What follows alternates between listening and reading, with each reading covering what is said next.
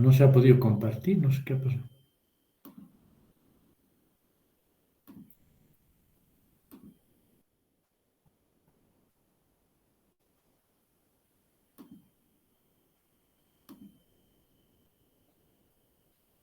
¿Qué será?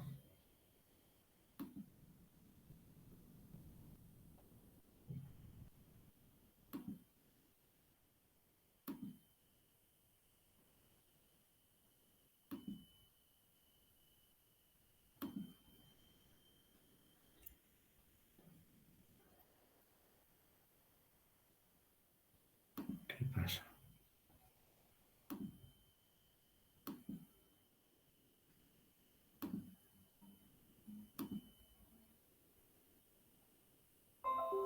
Está bien, entró. Entró.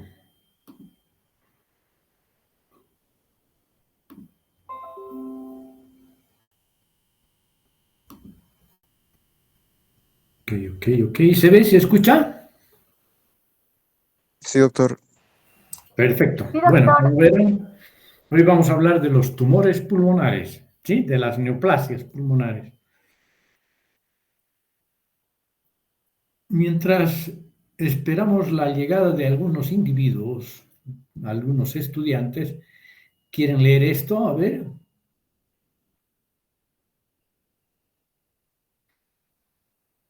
Dice que la mayor parte de los cánceres pulmonares son de origen metastásico, pero los cánceres originados en el epitelio bronquial constituyen el 95% de los tumores primarios de pulmón, ¿sí? O sea, son carcinomas, ¿sí? El 5% restante está constituido por un grupo misceláneo que incluye los carcinoides bronquiales, las malignidades mesenquimales, o sea, los sarcomas, por ejemplo, fibrosarcomas o leiomiomas, fibrosarcomas malignos, leiomiomas benignos, linfomas, cuando no, los linfomas pueden estar en cualquier órgano, cualquier tejido, y una serie de unas pocas lesiones benignas, ¿no? Muy bien. La más frecuente presentación es un nódulo que puede ser central o periférico, y cuando es periférico y tiene esta dimensión, además de las neoplasias verdaderas, hay que pensar en los amartomas, ¿no? Bueno, entonces vamos a estudiar justamente las neoplasias pulmonares. El cáncer pulmonar en particular, ya hablando de neoplasias malignas, tiene proporciones epidémicas. En la segunda, en el segundo, en la segunda mitad del siglo pasado, este cáncer ha ido desproporcionalmente en relación a otros tipos de cánceres creciendo, convirtiéndose, fíjense ustedes, en la primera causa de mortalidad por cáncer en todo el mundo. 30% de los cánceres, de la gente que muere por cáncer, muere por... no, perdón. 30% de mortalidad por cáncer en todo el mundo. ¿Sí? Es la primera causa. Es el más frecuente en el varón, sigue siendo más frecuente en el varón, pero ha aumentado increíblemente conforme las mujeres han empezado a fumar, también ha aumentado tremendamente en el sexo femenino el cáncer pulmonar. Y es la tercera causa de morbilidad y tal vez se está convirtiendo en la primera causa de mortalidad después del cáncer de mama y de colon. En Estados Unidos, a partir del 2006, ya representa la primera causa de muerte por cáncer en mujeres. ¿Ven? Como les digo. El cociente varón-mujer está disminuyendo. Si antes era un cáncer casi protagonizado para los varones, protagonista de los varones, ahora también está aumentando en el sexo femenino. ¿Sí? Esto es válido para ambos sexos. La edad pico está ubicada entre los 60 y 70 años. Es más frecuente entre los 50 y los 80 años, ¿sí? Pero el pico está en esta década, en la década del 60 a 70 años. ¿Por qué una historia de tantos fracasos? Esto es interesante, miren. A pesar de todo lo que tratamos de hacer para diagnosticar precozmente el cáncer del pulmón, los logros conseguidos no son muy promisorios, ¿sí? Bueno, por una parte, el alto consumo del tabaco en todo el mundo sigue vigente, aunque ha disminuido bastante en el sexo masculino, pero ha aumentado en el sexo femenino. Solo el 25% de los pacientes se presentan en estadios tempranos, que son relativamente tratables con expectativas de curación, ¿sí?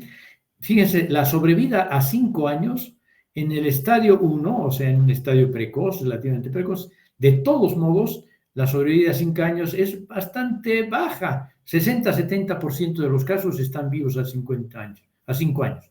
En el estadio 2 de la enfermedad, siguiendo obviamente el sistema TNM de la clasificación, baja el porcentaje de sobrevivencia a un 40-50%. Y en el estadio 3, el 20% solamente de sobrevida a 5 años.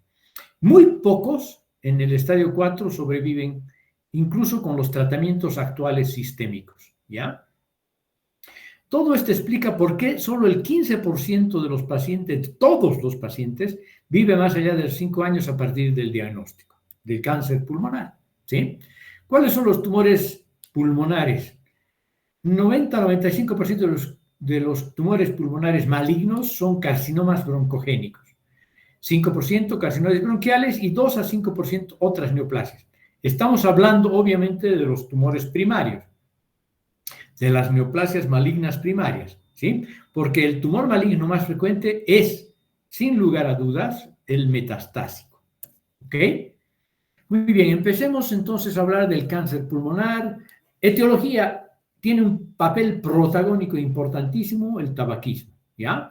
Seguido también, claro, en esta época de la contaminación atmosférica, causas laborales, pacientes, enfermos que trabajan en la mina, en la elaboración de placas de asbesto.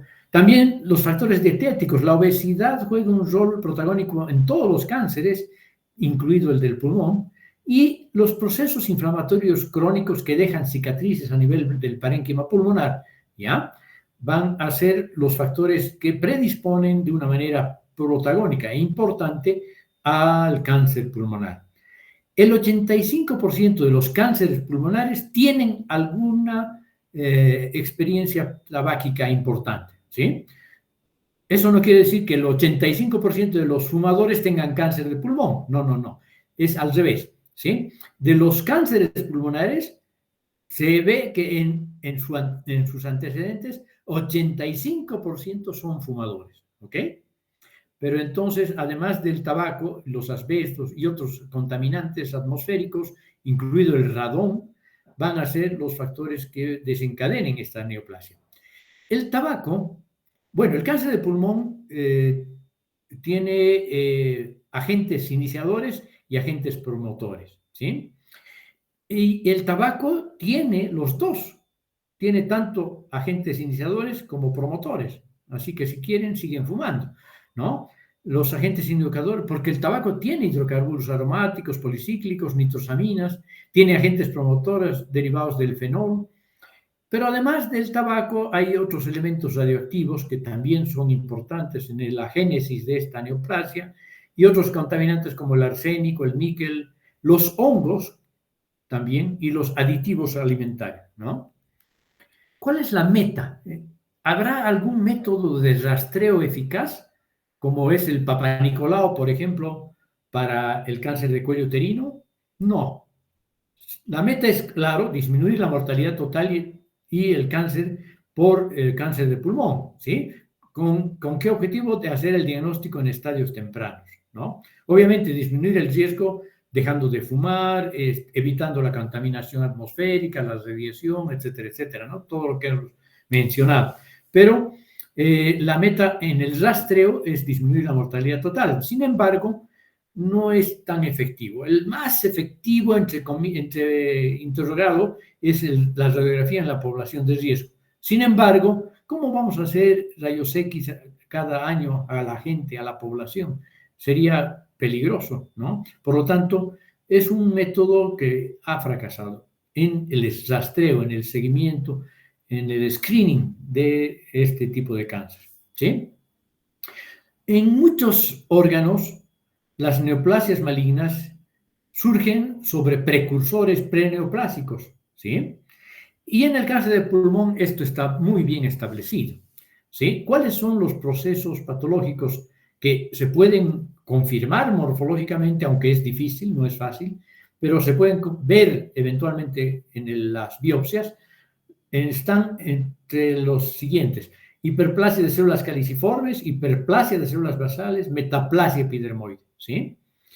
Todos estos procesos pueden favorecer a la larga una serie de mutaciones que van condicionando displasia de las células escamosas, que puede eventualmente, cuando es de alto grado sobre todo, progresar hacia un carcinoma in situ, ¿sí? Y este va a ser el predictivo de la probabilidad de un cáncer epidermoide o de células escamosas, ¿no? Y para los adenocarcinomas, la hiperplasia adenomatosa atípica será el factor de riesgo morfológico, fenotípico más importante, ¿no?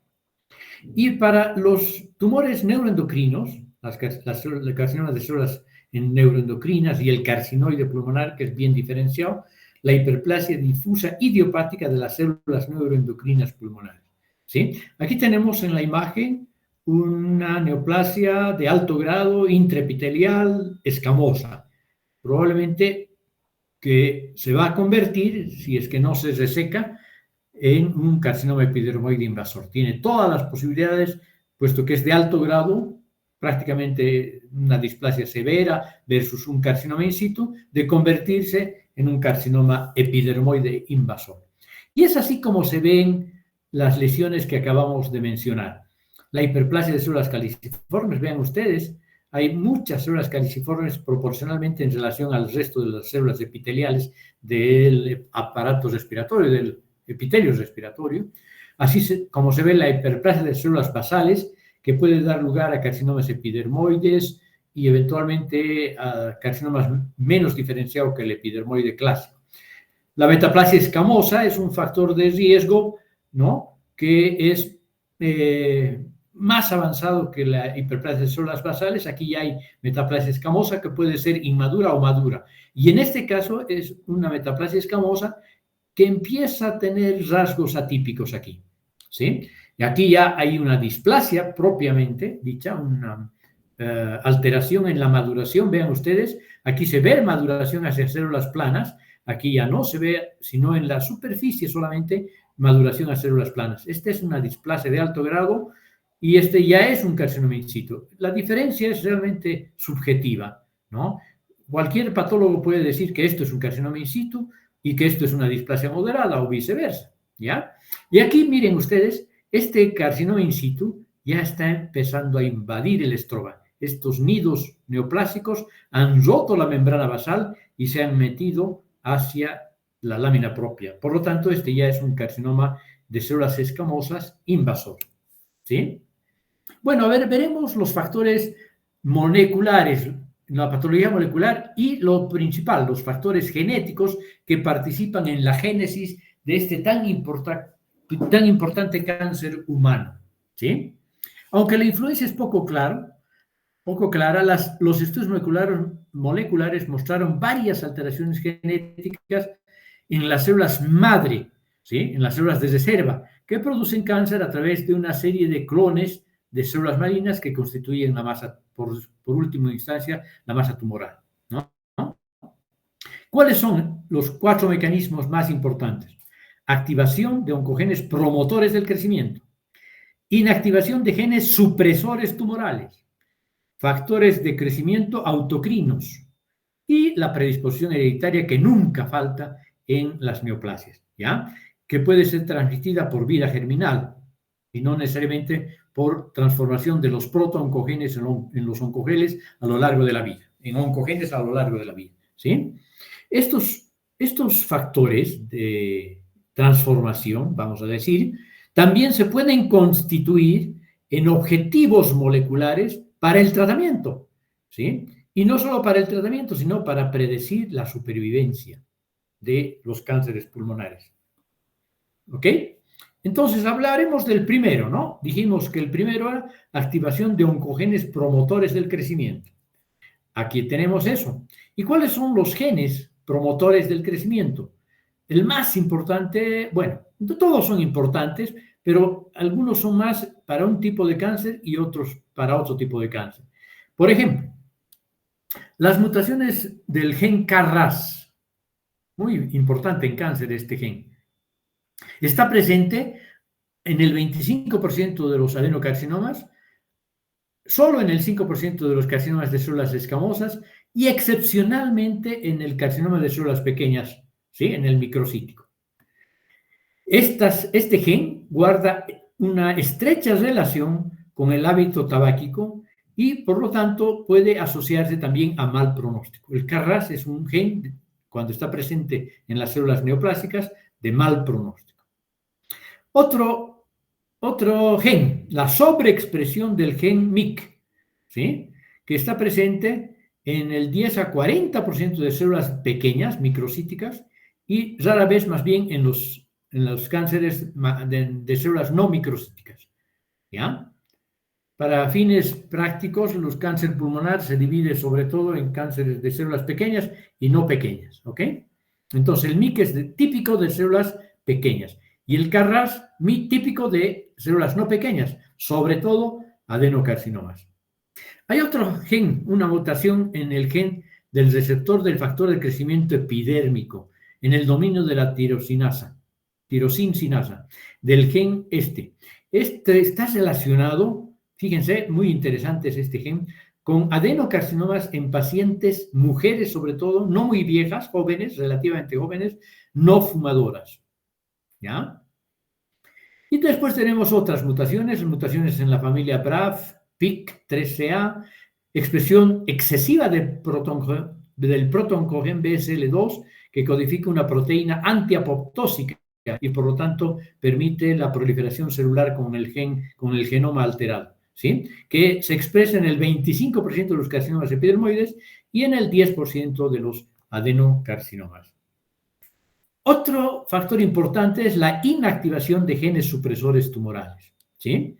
Varios genes supresores identificados en el cromosoma, en el brazo pequeño del cromosoma 3 pueden ser inactivados, porque estamos hablando de inactivación de los genes supresores tumorales, como el P53 y el gen del retinoblastoma, RB, ¿sí?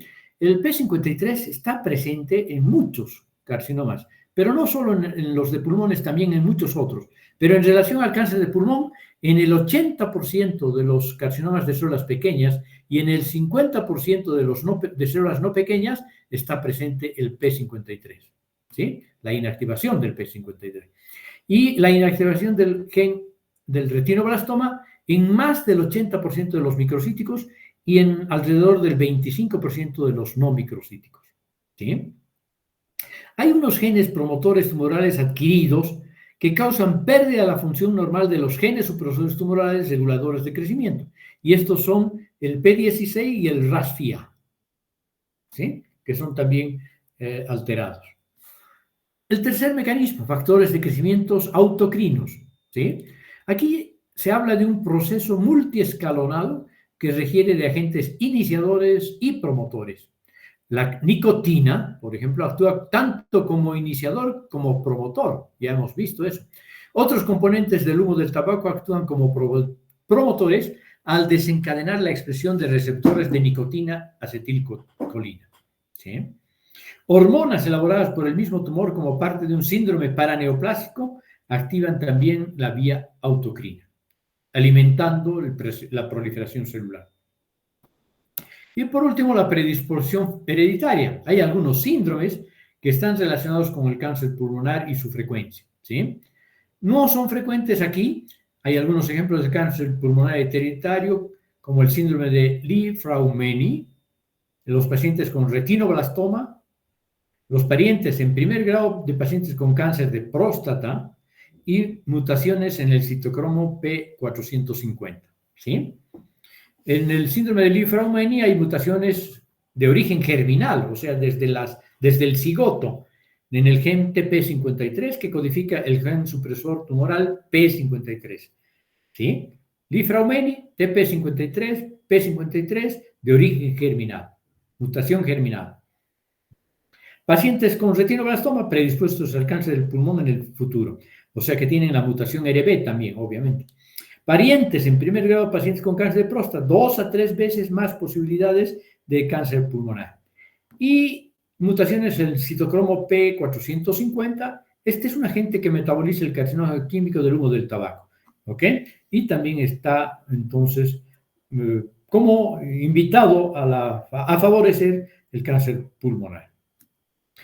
Patología molecular, factores genéticos. Seguimos con este mundo de la genética, de la citogenética en el diagnóstico y en el tratamiento, ¿sí?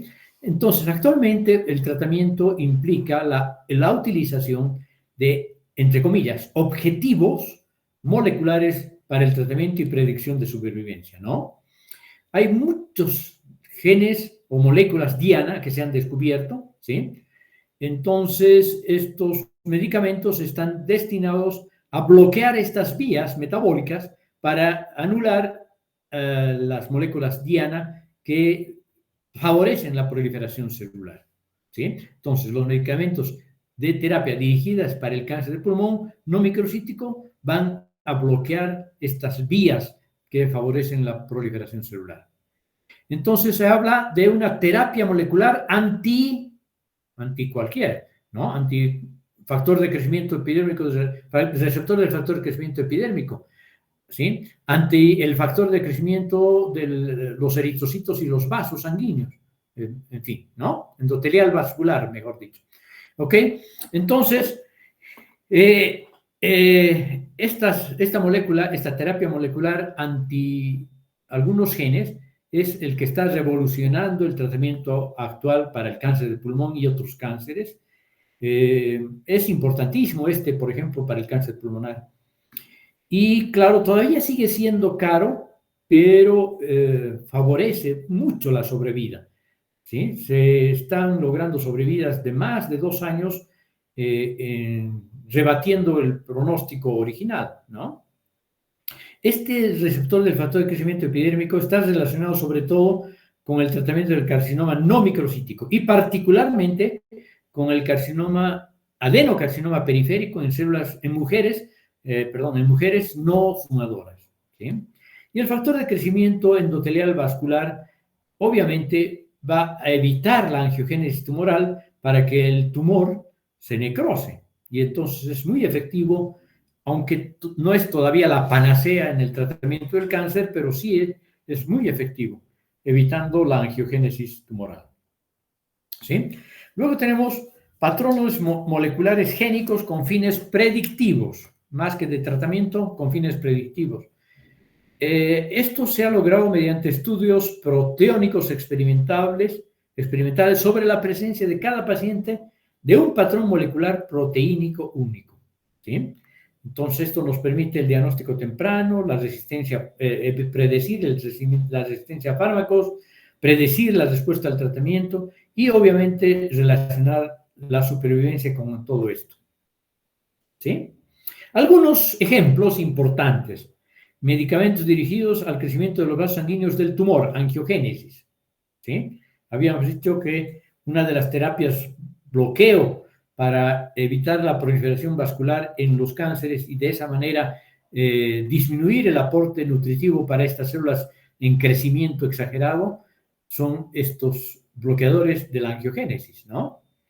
Y entre los que se llevan la flor, los más frecuentes que todavía se siguen usando, está el Avastin, su nombre comercial, que es el bevacizumab, y el Sirmaza, el ramucirumab, ¿eh?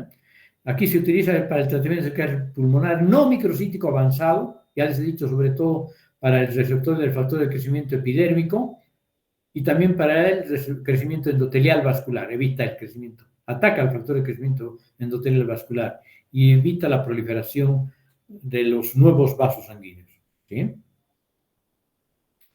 Este medicamento se usa frecuentemente con quimioterapia por un tiempo, luego si el cáncer responde se puede suspender la quimioterapia y se administra solito, por sí solo, hasta que el cáncer comience a crecer nuevamente. Como verán, no son tratamientos de por vida y efectivos y curativos al 100%, pero sí aumentan la sobrevida significativamente.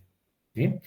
Por ejemplo, el Cyramza, también se utiliza para el tratamiento del cáncer pulmonar no microcítico avanzado. Es un anticuerpo monoclonal que ataca al receptor del factor de crecimiento endotelial vascular de carácter proteico, ayuda a detener la formación de vasos sanguíneos, de nuevos vasos sanguíneos, ¿sí? Porque una de las características de las células tumorales es que pueden crear solos sus propios vasos sanguíneos para nutrirse. Y entonces este medicamento está dirigido para evitar la proliferación y la neoformación vascular, ¿no? Este medicamento a menudo se combina con la quimioterapia, generalmente después de que otro tratamiento deja de surtir efecto. Bueno, eso lo van a ver mejor en oncología. Otros medicamentos atacan a las células con cambios en el gen del receptor del factor de crecimiento epidérmico. Se llaman inhibidores de los receptores del factor de crecimiento epidérmico y son utilizados en el cáncer del pulmón no microcítico con mutaciones de este gen. Ya les he dicho que este gen está mutado más frecuentemente en adenocarcinomas periféricos y en mujeres no fumadoras. Y aquí tenemos una lista de todos estos agentes, medicamentos, ¿no? A menudo se pueden utilizar solo, sin quimioterapia, como primer tratamiento para el cáncer del pulmón no microcítico avanzado que tiene ciertas mutaciones en este gen, ¿no? El erlotinib también puede emplearse junto con algún medicamento de terapia dirigida que afecte el crecimiento de nuevos vasos sanguíneos, y las mutaciones del receptor del factor de crecimiento epidérmico, del gen ese, son más comunes en las mujeres, los asiáticos y en personas que no han fumado o fuman poco.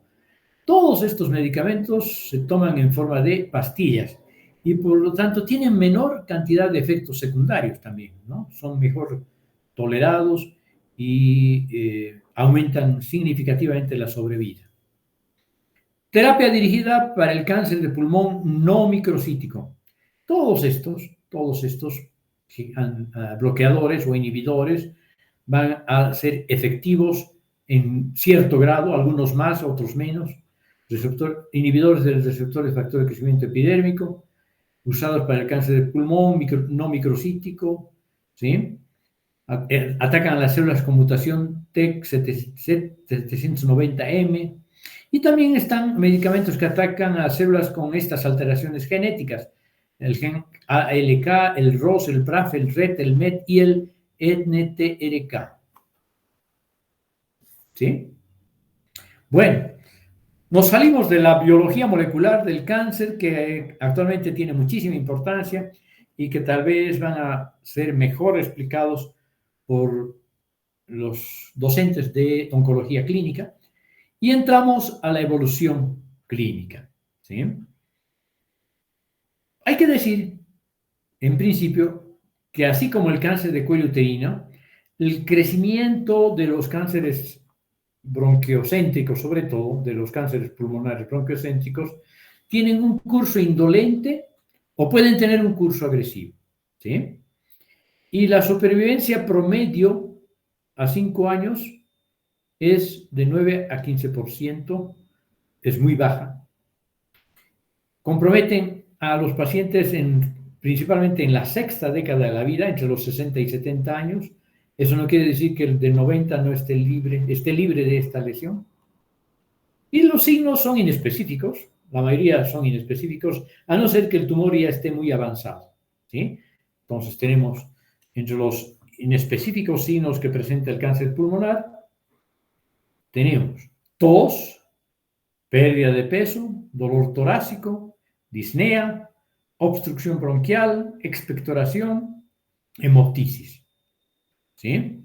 Y por otra parte, muchos de estos tumores, más frecuentemente los microcíticos que los macrocíticos, que los no microcíticos, van a producir síndromes paraneoplásicos, es decir, la secreción ectópica de algún producto, generalmente de carácter endocrino. ¿Ve? ¿Cuáles son los más frecuentemente producidos en forma de síndromes paraneoplásicos?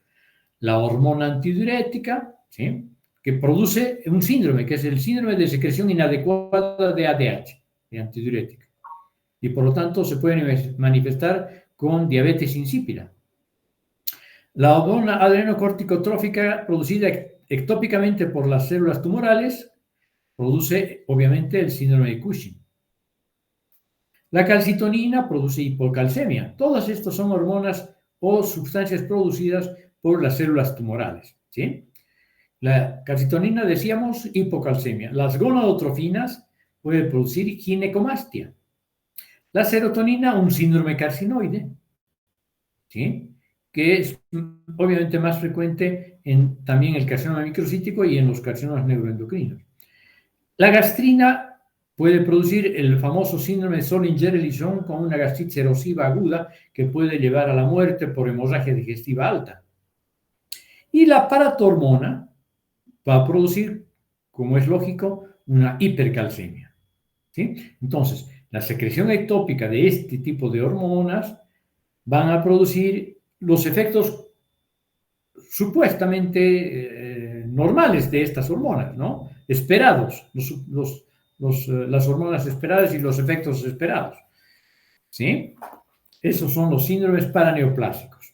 Pero además de los síndromes paraneoplásicos, hay un cuadro, en este cuadro es muy bonito, podemos ver los efectos locales de la diseminación tumoral, ¿sí?